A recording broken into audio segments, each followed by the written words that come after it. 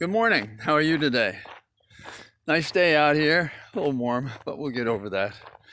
I think that the general reaction to the hearing yesterday was that America saw four genuine heroes.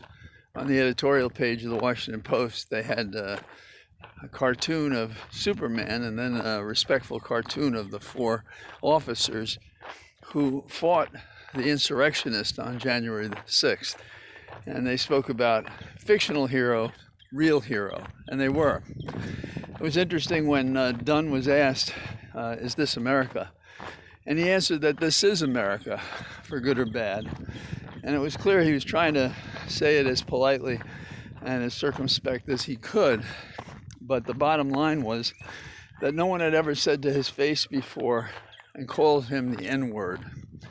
And while he said that during the riots itself, he didn't have to process this, but later he did, and it was upsetting to him. This notwithstanding the other injuries that he sustained physically as he went from place to place, this bear of a man. And there were similar stories for all four. Now, while he was being asked, was this is America? And we know that there are more and better people than the ones we're concerned about. We had Representative Gosar over in front of the Justice Department asking that we not treat these rioters as political prisoners and decrying the fact that they were not violent, all of which is untrue. We've seen the pictures. He is telling us not to believe our eyes or our ears, but to believe him, hoping what? That Americans will believe him and be in a better position for the next insurrection, for the next challenge to the democracy by the autocrats, including himself. He stood there with others, and I heard stories that when there was a counter-protest to them, they ran away. Not impossible to believe. The Justice Department is showing some toughness. They filed a brief in opposition to Mo Brooks. Mo Brooks says he has a speech provision, a safety to say things because he's a congressman, and that they can't prosecute him in a civil case under this Civil War Act, which said if you caused distress and so forth to a member of Congress, that you could be prosecuted civilly, and he has been by members of Congress. And what the Justice Department said is that there's no part of the speech and debate clause, which is the specific name for the clause, that protects him from his ranting on January the 6th to a crowd.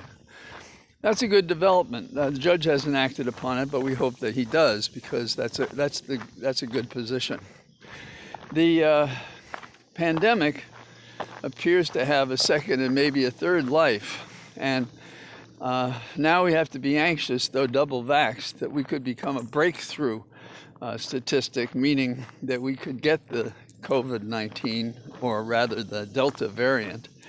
And there's a fear that if we don't curb this, there'll be still another variant that the vaccine we now have will have no effect on. One of the biggest questions is, what about kids going back to school who are not vaccinated at all?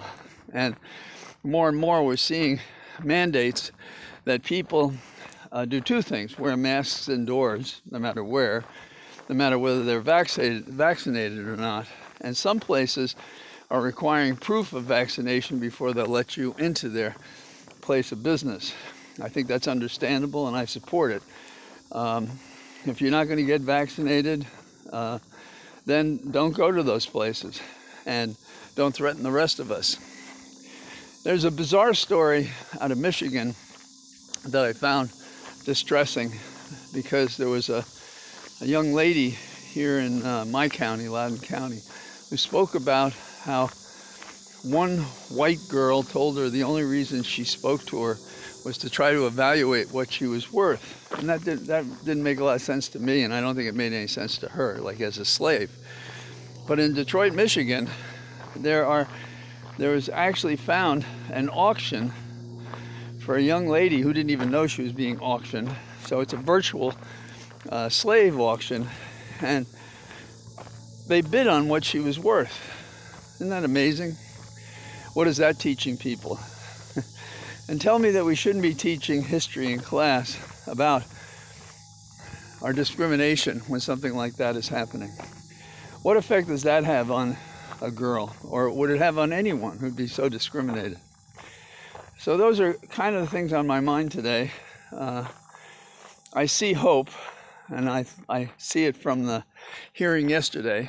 And it's all because of the vivid stories and candor and genuine loyalty to America that not the members of Congress, but these 4 men carried the day in sending a message that what's happening in America is dangerous. You may remember that one of the officers was upset that we took down the protection on the Capitol, given the threat about August.